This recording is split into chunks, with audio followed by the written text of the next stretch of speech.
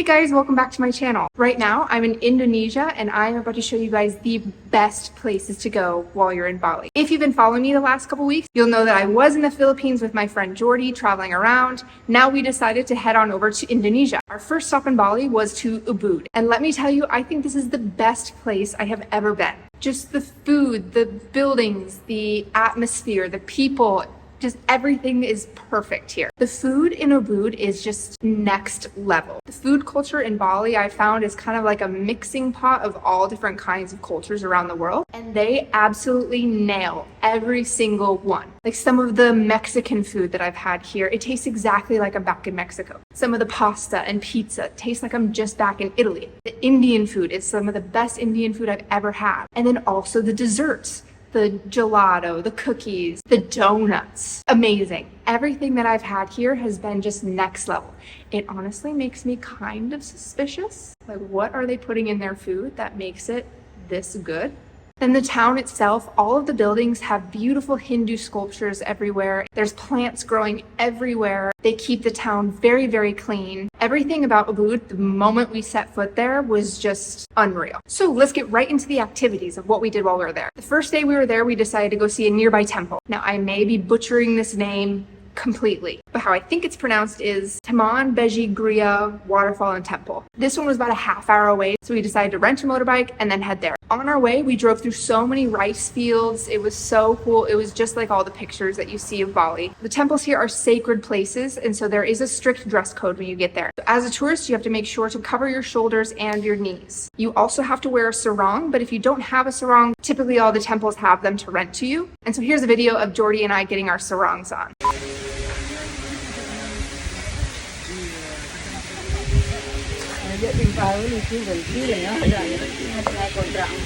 We then went and explored the area. There were some places we weren't allowed to enter because it's only meant for praying, but our favorite part was the waterfall. You could actually go behind the waterfall into the rocks. Jordy did this, I did not, because I have some irrational fear of slipping on wet rocks and hurting myself. And since we weren't allowed to wear shoes, I was like, absolutely not. I'm going to fall and I'm going to hurt myself right at the beginning of this trip. On our ride back to Ubud, we saw tons of these big, scary sculptures being carried along the road. There were so many of them that we're like, okay, what's going on? It turns out we were very lucky in our timing because the next day was a holiday called Nyepi. Nyepi is basically the Hindu celebration of the New Year, and how they celebrate it is by having a completely silent day where they basically cut off all access to Bali. There's no internet, there's no electricity, there's no shops open or restaurants. People can't leave their houses. Basically, it is strict that everyone has to stay inside either their house or their hotel for the entire 24 hours. If you're caught outside, you actually do get fined. But the night before Nyepi, they had a big festival celebration to help clear the bad spirits and the bad omens from Bali. So these big creature statues that we were seeing all over are called ogo-ogos. Basically, each village creates their own ogo-ogo, and then they enter it into this festival and have a parade, and then the next day they burn all the ogo-ogos, and that basically cleanses their village of the bad spirits. And so we were on our way back getting some lunch, and then we started to see all the ogo-ogos going by in preparation for the festival. They're apparently made by a lot of the kids in schools. Just the amount of detail on these was so amazing. This one I'll show you here was my favorite one. It's like a man plus a mosquito, and on the back you just see all the detail and all the hard work that went into them. It was just amazing. And so then later in the day when the festival was about to start, we headed to the Ubud Palace, which was meant to be where the entire festival was happening. Right now we are on the main street in Ubud with everyone else in Ubud getting ready for their festival here.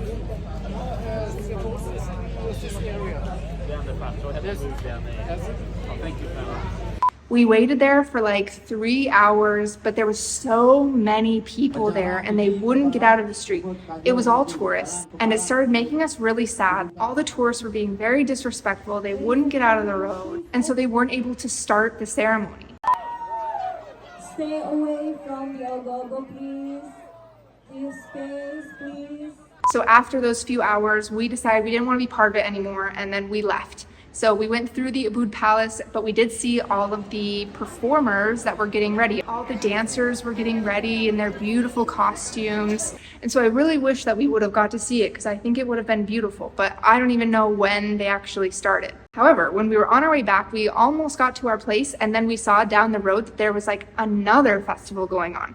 So we headed down the road and yeah, there was more Ogo Ogos. They were doing like their own ceremony over there. Thank you so much for joining our overall festival tonight. We do hope you have a pleasant stay in Ubud and enjoy your continued experience.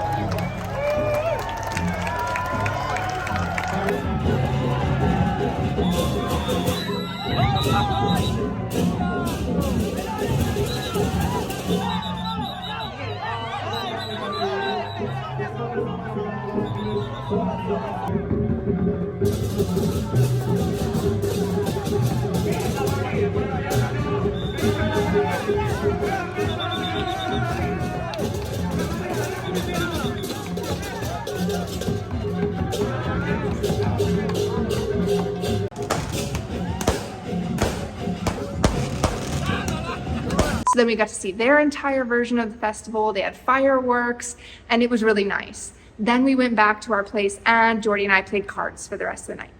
So then the next day was the silent day. And again, no one was allowed to leave the house. We kind of appreciated this though because we were go, go, go, go all the time in the Philippines. And so it was really nice just to have a day where we couldn't do anything and that we didn't feel like we were missing out on something because we couldn't leave the house. So of course, the next day after the silent day, we were back on adventure mode. We wanted to go see one of the iconic waterfalls of Bali. And so we went up to the north. It was a 2-hour drive on the motorbike. In a car, it would have been fine. I do 2-hour drives in the car all the time. 2 hours on a motorbike though is a completely different story. The waterfall that we went to was called Banyumala Twin Waterfall. Again, don't know if I'm pronouncing that correctly. All I'm going to say is Jordy was not the biggest fan that it took us 2 hours to get to this waterfall. We are in North Bali right now. We drove 2 hours on a motorbike to get here. We crossed the island. Jordy's not too happy about how long it took us to get here. But we're hiking down right now to go see a waterfall. And we did not look up how long the trail to get to this waterfall is, so we've also been walking for a while and still no sound of the waterfall yet. So we'll see how much longer. We have to go all the way back up this. We've been walking downhill the entire time so far, so it's getting longer and longer on the way back up. I'm angry. I know you're angry. The forest is very pretty though.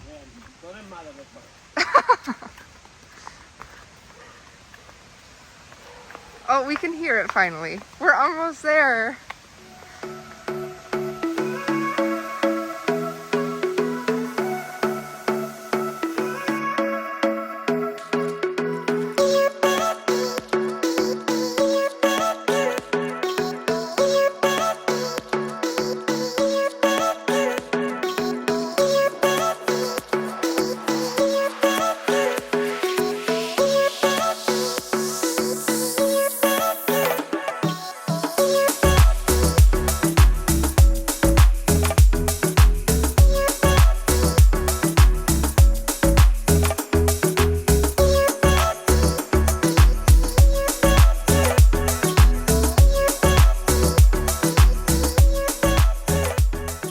We're happy that we left early and got to the waterfall early because we beat the rest of the crowd there. As soon as we got to the waterfall, we were the only ones there, and we were the only ones there for like a half hour. After the drone shots is when all the influencers started arriving and started taking other pictures in front of the waterfall. And so we had to wait until they were finished to get more pictures. While we're waiting, of course, Jordy made more friends. He makes local friends literally wherever we go.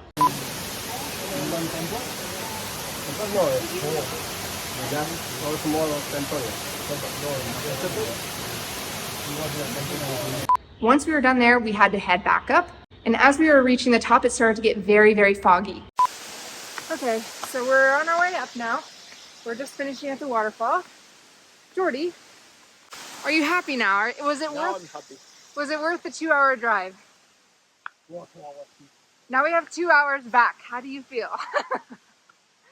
I don't know. No words. First we have to get past walking back all the way up. And this was the waterfall down there. We've only been climbing up for about 2 minutes. I'm already winded. So this should be a fun 15, 20 minutes. Now we're climbing up and we're kind of getting into the fog.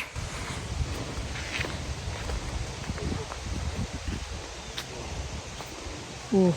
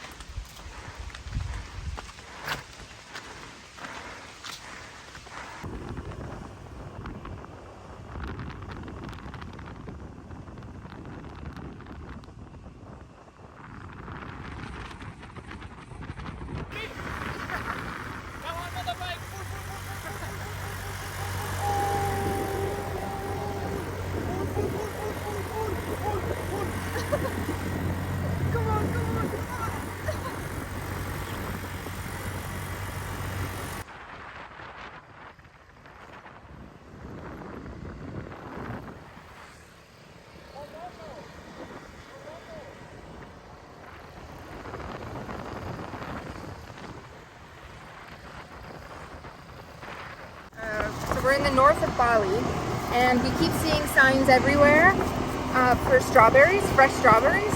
So we got some on the side of the road. These are so good. I think some of the best strawberries I've ever had. So then that was it for this day. After spending 2 hours driving there, 2 hours driving back, we were very, very tired and just wanted to relax the rest of the day. The next day, we were actually meeting up with one of my old friends that I've gone to school with since like kindergarten. We went all the way through school together. We played on the same basketball team together, but we haven't seen each other in like 10 years. So it's crazy that our paths crossed again, completely on the other side of the world, like 10 years later. So Jordy and I headed to go meet Cheyenne and her boyfriend Josh, and then we went rafting. But first, before I get into that, if you guys are enjoying this video, please like and subscribe. When you run out of luck, need to get unstuck, so go off. When you're up against the wall and you cannot fall, so go off, go off, go off. Go off, so go off, go off, go off. Go off. When you run out of luck, need to get unstuck, so go off. When you're up against the wall and you cannot fall, so go off, go off, go off. So go off, go off, go off. Go off.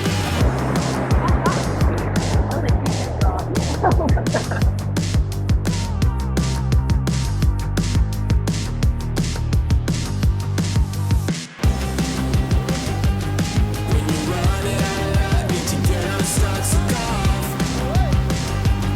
When you're up against the wall and you cannot fall, so go off, go off, go off. Go off, so go off, go off, go off. Go off, go off, go off. Go off, so go off, go off, go off. So after we were finished with the rafting, then we headed back to our place. We had to get some rest because the next day was going to be a very early morning. It's 4:30 in the morning. Today we are planning to be huge tourists and are going to visit one of the Instagram famous temples. And in order to skip the lines, they recommended we be there as soon as it opens. And it's about an hour and a half motorbike ride away. So we're planning to be there around 6. So right now it's 4:30 and we're getting ready to leave.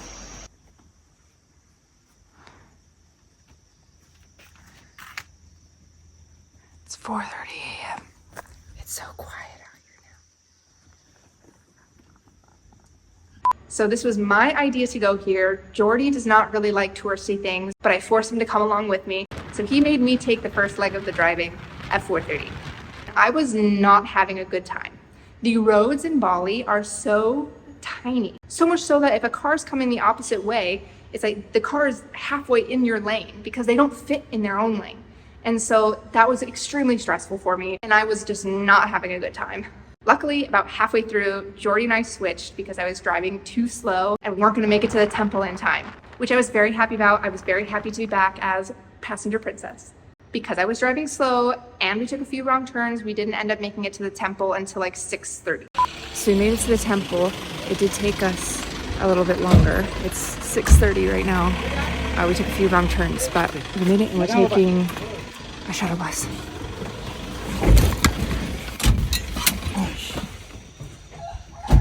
How are there so many? There are so many people here already.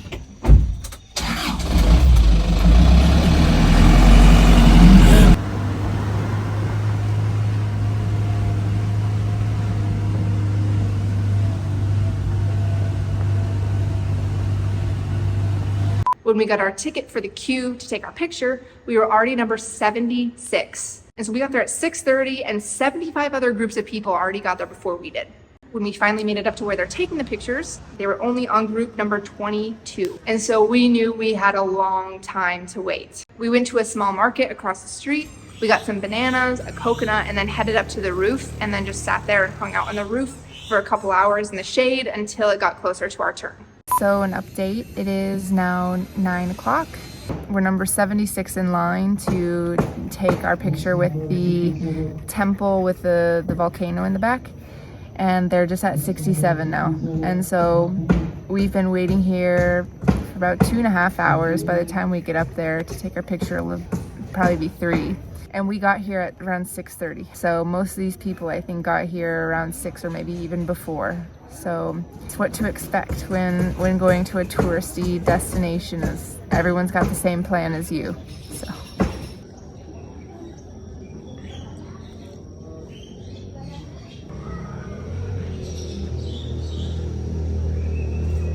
finally, 3 hours later, it was our turn to take a photo in front of the volcano. And what happens is massive clouds come in and cover the entire volcano. The picture still turned out really good, but there is a volcano that is supposed to be in the background. Well, it's done. 9:43 and we finally got our pictures. We're back on the shuttle to go back down.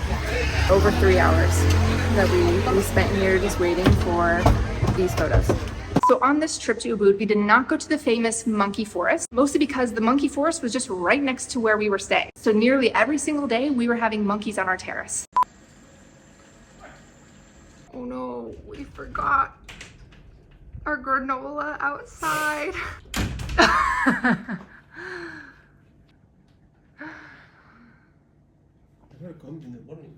The owner of the place we were staying has like 4 little tiny wiener dogs that are like guard dogs. And so anytime there's a monkey, they run around, chase them, bark at them, try and scare them away. The monkeys couldn't care less about the dogs. They basically just hop up onto a ledge they know the dogs can't get to and then just sit there and eat their snacks.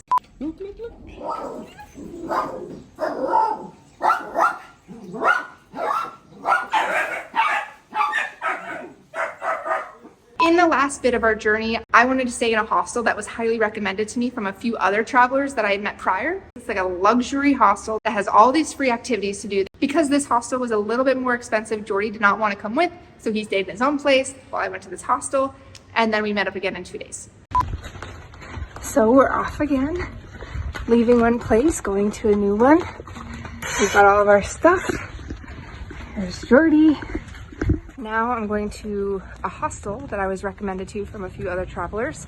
And basically it's like a luxury hostel that offers like free massages, manicures, pedicures, puppy therapy, movie nights. So hopefully these are gonna be a fun couple of days. Without Jordy. Jordy didn't want to splurge a little extra money to go to the luxury hostel, so he's going to another little one for a couple of days until we meet again to go to Nusa Penida. 2 days free. Oh my god. All right, that's enough.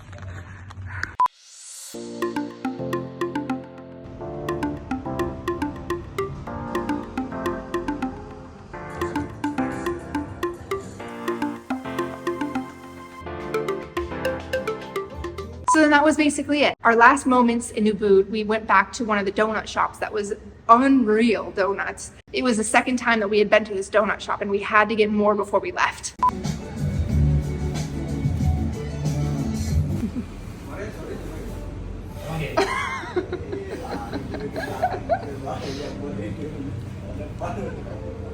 No words. And then after that, we took a shuttle and then a ferry over to the island of Nusa Penida. And I am telling you guys, you do not want to miss my video about Nusa Penida. We check off a few more bucket list things that have been on my list for a very long time. So thank you guys so much again for watching. If you enjoyed this video, please like and subscribe to my channel. I have new videos coming out every week. And like I said, next week's you're not gonna want to miss. Thank you guys so much again for watching. I will see you next week.